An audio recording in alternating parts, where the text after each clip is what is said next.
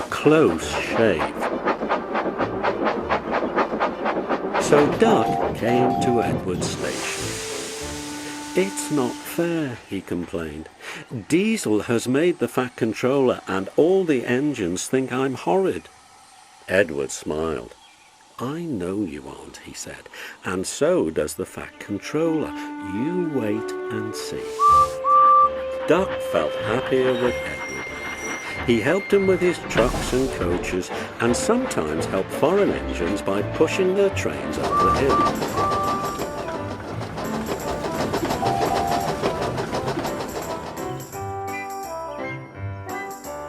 One day he pushed behind a goods train and helped it to the top.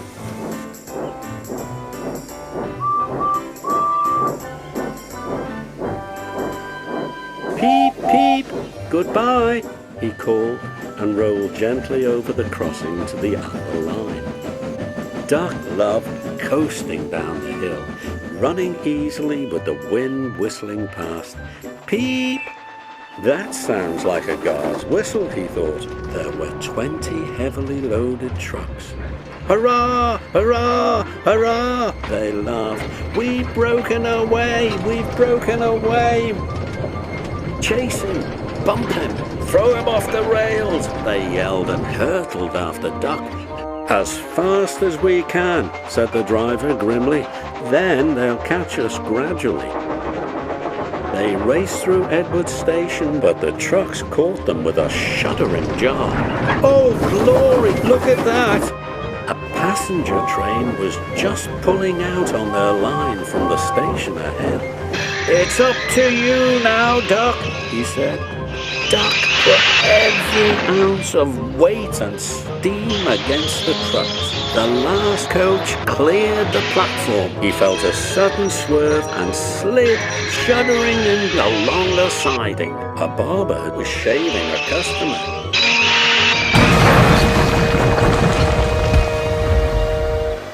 The customer jumped nervously, but the barber held him down. "It's only an engine," he said calmly, and went on lathering. He could hear the sound of the trucks giggling at him. "Beg pardon, sir," gasped Duck. "Excuse my intrusion." "No, I won't," said the barber crossly. "You frighten my customers. I'll teach you." And he lathered Duck's face all over. Poor Duck. Thomas pulled the unhurt trucks out of the way when the Fat Controller arrived. "I do not like engines popping through my walls," he fumed. "I appreciate your feelings, but you must know that this engine and his crew have prevented a very serious accident. It was a very close shave." "Oh," said the barber. "Oh, excuse me." He fetched a basin of water and washed Duck's face. "I'm sorry, Duck," he said. "I didn't know you were being a brave engine." "That's all right, sir. I didn't know that either." "You were very brave indeed," said the Fat Controller kindly.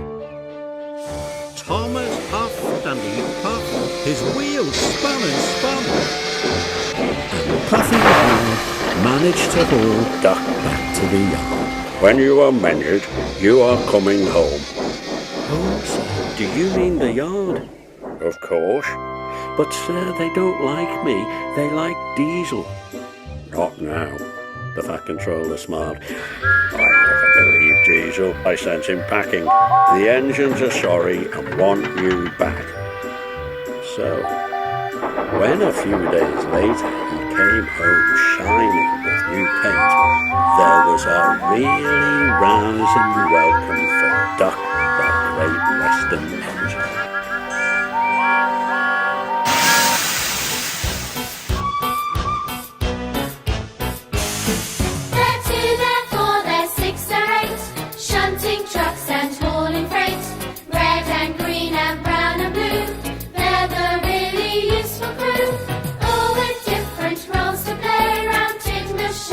Far away, down the hills and round the bends, Thomas Thomas. He's the cheeky one. James. His fame but lots of fun. Percy. Pulls a mail on time. Gordon. Thunders down the line. Emily. Really knows her stuff. Henry. Toots and huffs and puffs. Edward. Wants to help and share. Toby. Well,